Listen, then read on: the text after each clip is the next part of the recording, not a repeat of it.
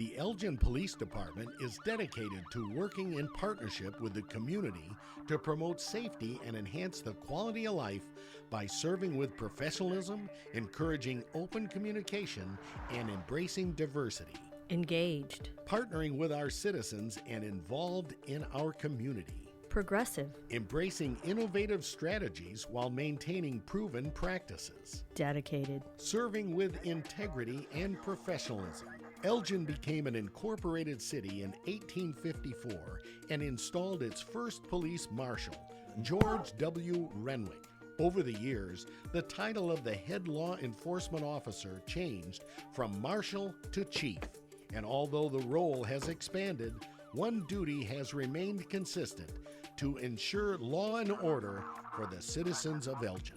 It's time now for Fridays with the Finest, featuring Elgin's current police chief, Anna Lally, on Elgin's hometown radio station since 1949, WRMN AM 1410 and 96.7 FM.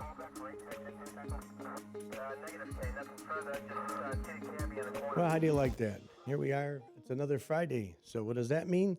It is Fridays with the Finest. And in the studio, we have Chief Anna Lally. How you doing today, Chief? What's going on? I couldn't be better. Good. Yes, it's a brisk Friday morning. I just walked down from the station. I was like, oh, it's a little chilly. So, but I enjoy this time of the year better than when it's like 100 degrees and I can take this. It's going to be 50s yeah, this today. is perfect. I enjoy this a lot. So, but I drove by last night. The city Christmas tree is up. So, I think you're like, oh, there's no snow. It's ready. Thanksgiving is next week. Yeah. So time is going by very quickly. Very quick. Yep. That is. We got a lot happening on with all the stuff you have going on. Yes. At the station for Yeah. Christmas. There's a lot going on within Elgin, the tree lighting. Yes. Yep. So that's going to be coming up. Yeah. So it's a lot of neat things. And it was really cool as I saw the kids that you gave the awards to. Yes, Oh, my yeah. God. That one candy bar is bigger, almost as big as the one little kid. So I've been doing that. So every year that we've had our Halloween extravaganza, so they do it while that event's going on. People take pictures of their costumes, Mm-hmm. and then they put like a number on them, and then basically, there's the picture.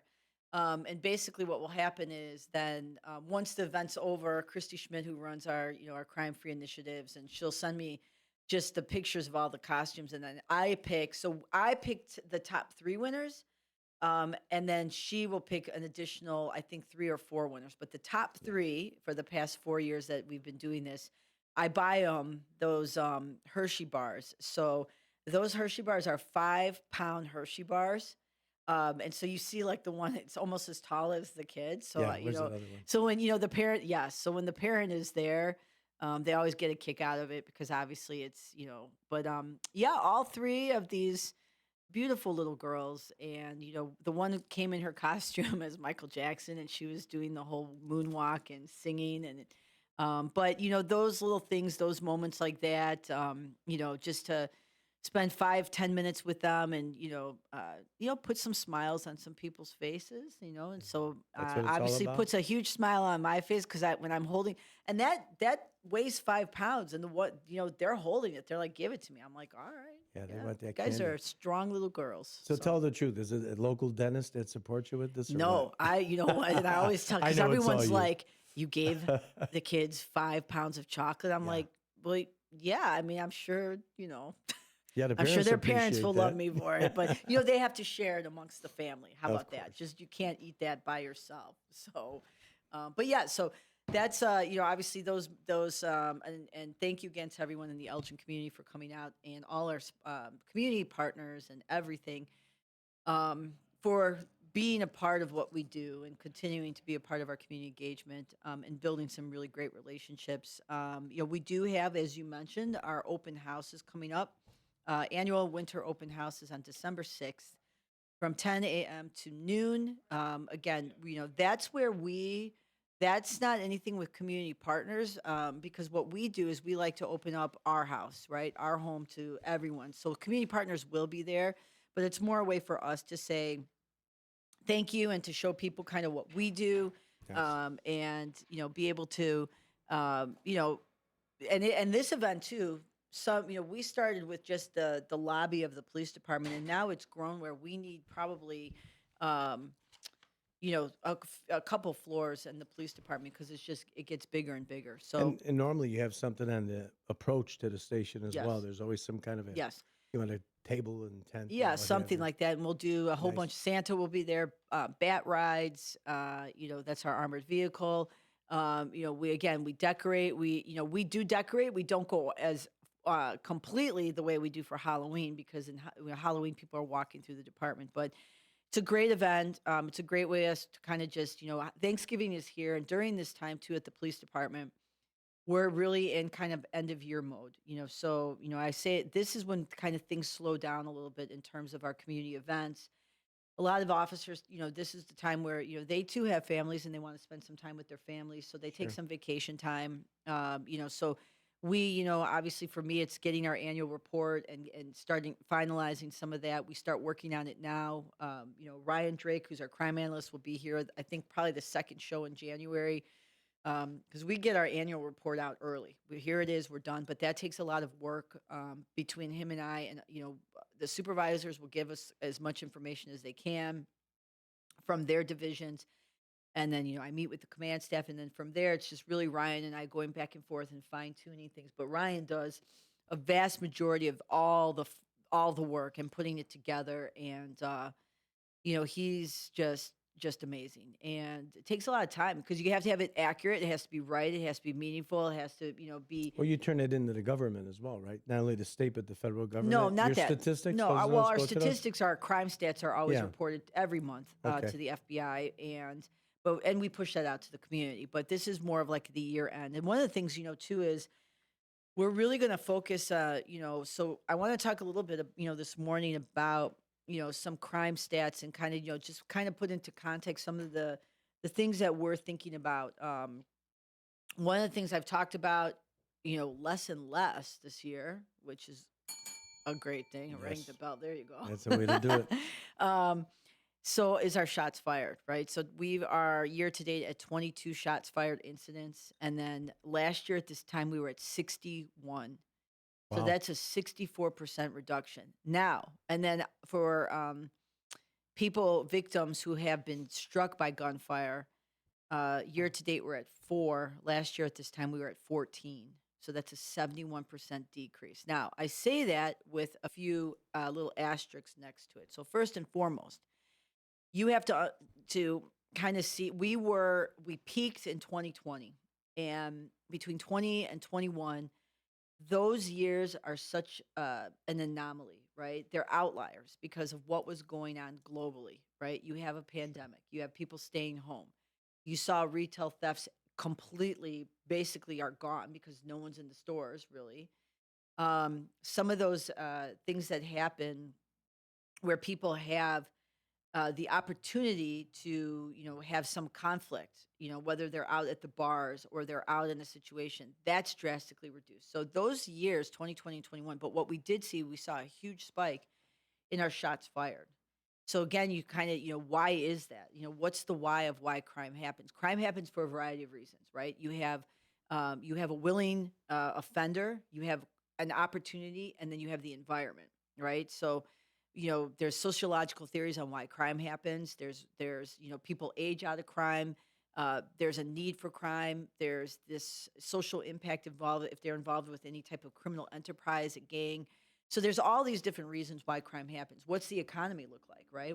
Exactly. Some people are committing crime or have committed crime for a purpose of I need this. And I the need temperament. What's and the the temperament of the the community right? and of really the world, right? Sure.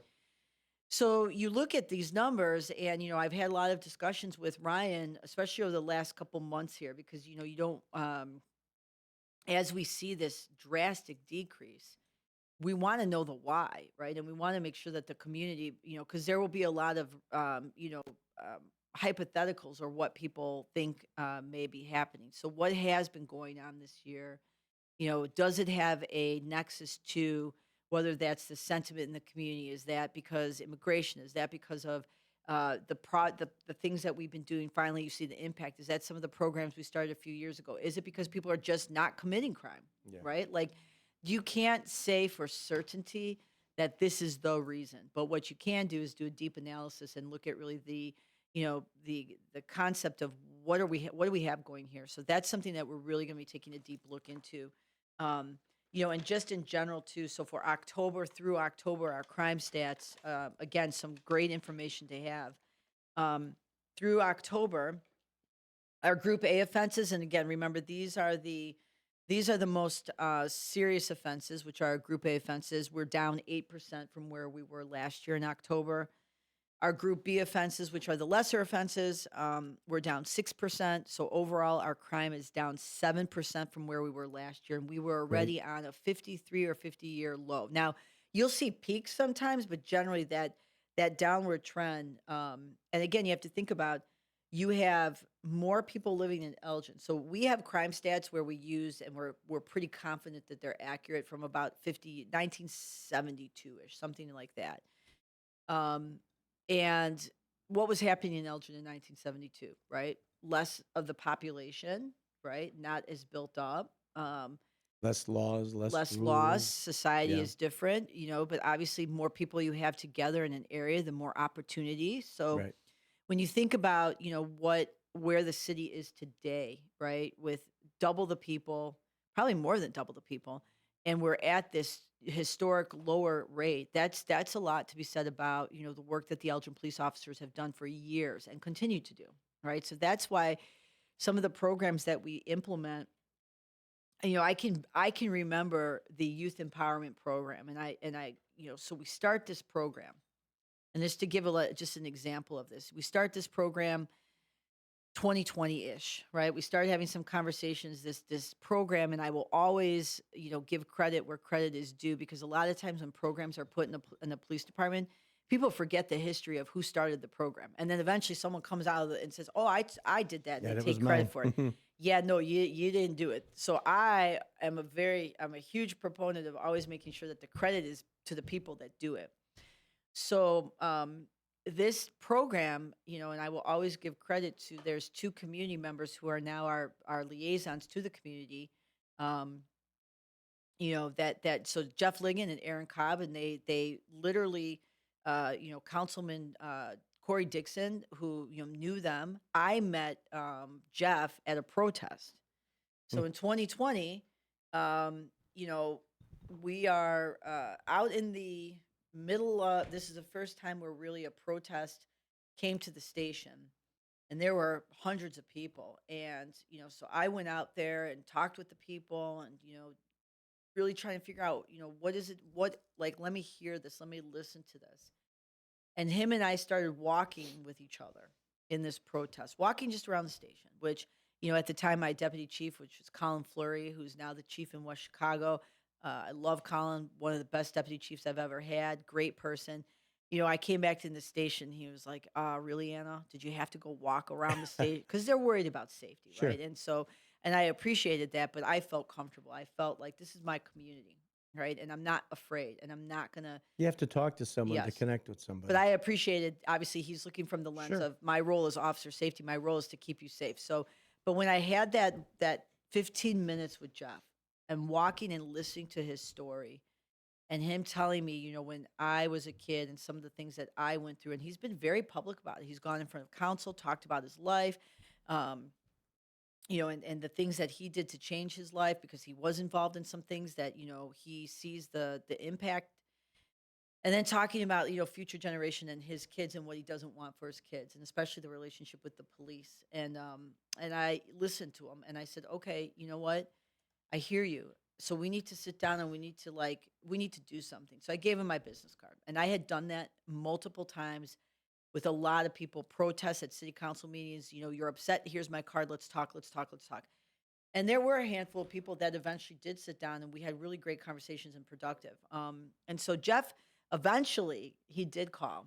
And so at the time, it was my deputy chief, which was Colin Fleury, my commander at the time, Eric Echeverria, who's now the chief in Peoria, myself, Corey Dixon, Jeff, and Aaron, and we sat together during this time of COVID, right? So you're on Zoom, which is extremely annoying. I mean, Yeah. like, it's so impersonal. It's like it's easy because it streams lines. Hey, we need to communicate.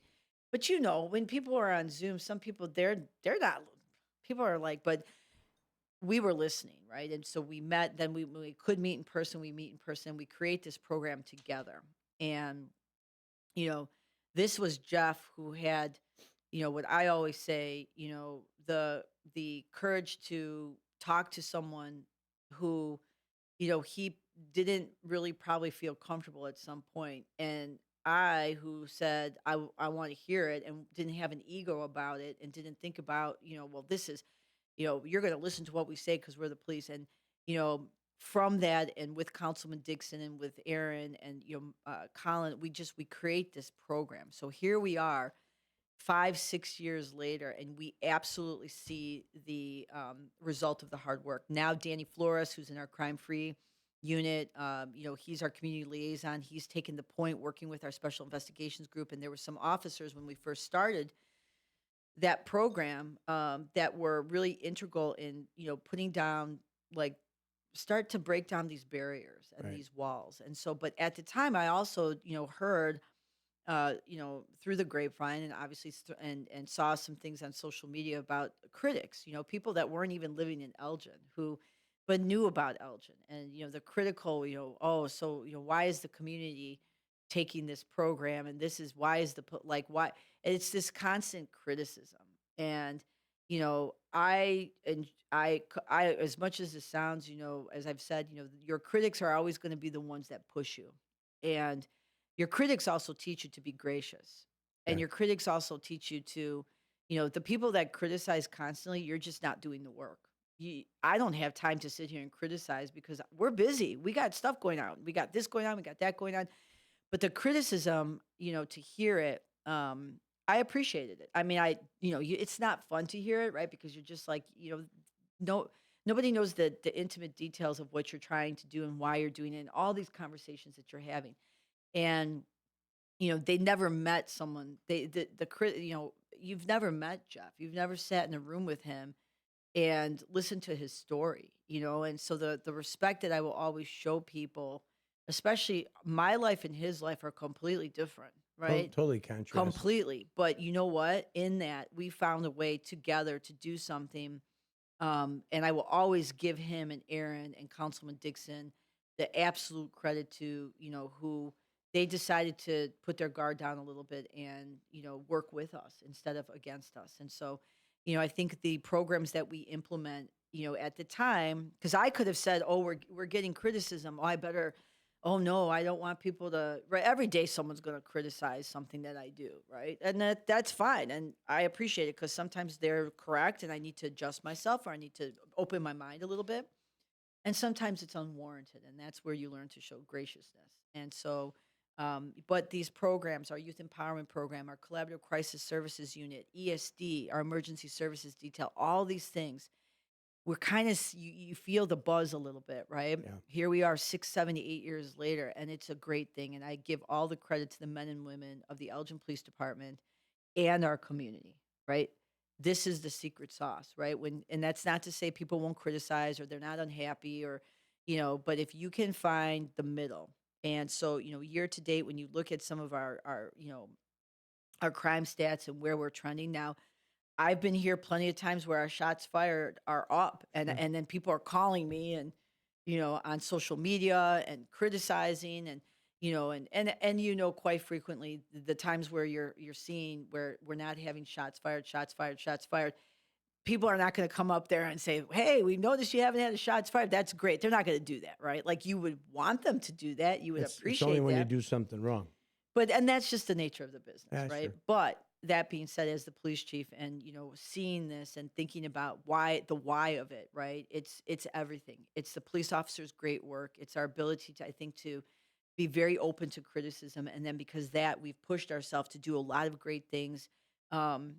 It's not just ever being satisfied, But right? keeping that comfortable platform so people can talk to you Yes. is key. Because negativity, what does negativity bring? It just brings pessimism. It brings anger. If you Yes. allow the negativity to stay there and you don't stop and talk to this person, say, okay, hold on, like you did. You walk around the police station in a protest. It was his protest. Yes. So you're side by side with this individual, And all you're doing is you're gaining intelligence, you're gaining information that what's got them so upset. And then he understands you then, I would think, because look where you're at today. And he's listening to you like, oh, I didn't look at it that way. See, you never see what the other person's got on their plate until you're in Yeah, it. and if all you're going to do is be upset and just criticize that help? and fill in the blanks, you're never going to truly understand their perspective. And that's just divisiveness. That's just divisiveness for the sake of divisiveness, which is just And there's people out you there know, that just want to be that yeah, thorn which in the is side. whatever it is. I mean, it is what it is, right? The world is full of a lot of different people. And your right? population, just for conversation fact, 1970 population was 55,705. Today there's So 114,715. double. 59,000 more people Yes. live in this community, and you can't say that they don't feel safer Yeah. because of the way the police department. And I think does things. that's the inclusion. and it's also making sure that we are prepared. That we talk about Nightmare on Chicago Street, right? And that months and hours of training preparation, because you can't prepare for everything, right? But you have to put yourself at an advantage, not a disadvantage. And the advantage is train your officers, give them the best equipment, critically debrief our faults, our mistakes, right? As a supervisory group, and sit and say, we messed this up, Right. right? This We got out of hand because or of we got whatever. lucky. And I always tell people, luck is not a strategy, right? No. So if unless I'm scratching a lottery ticket, then yes, it's a strategy, because that's the only strategy you got. Sure. But you have to be able to say critically, and a lot of times when as young supervisors, because myself and the command staff will talk about this, especially myself and the deputy chief, when you have a young supervisor that makes a mistake, and you have to go and have the conversation with them. And, the first thing most people, they don't like to hear that they did something wrong, right?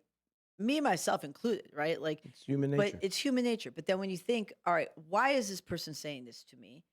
I appreciate the fact that they're even spending the time to tell me this, investing in this. And then this is for the purpose of making me better, right? And And the courage to come up to and you, the because courage, to yes. approach, especially the gentleman you're talking about at the protest, to approach a police chief and talk to a police chief, Yes. it's very intimidating. Let's Yeah, face and it. it can be, and that's the nature of our position, right? And Right. I today we're I'm going to be swearing in some new sergeants, great. lieutenants, and new commander.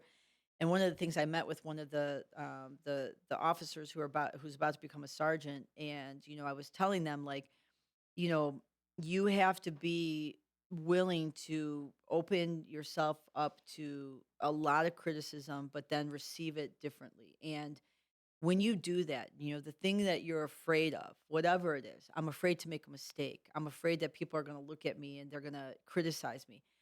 The answer is quite simple. They will. Some people will, some people won't, right? So just embrace it and be okay. Yeah, you know what?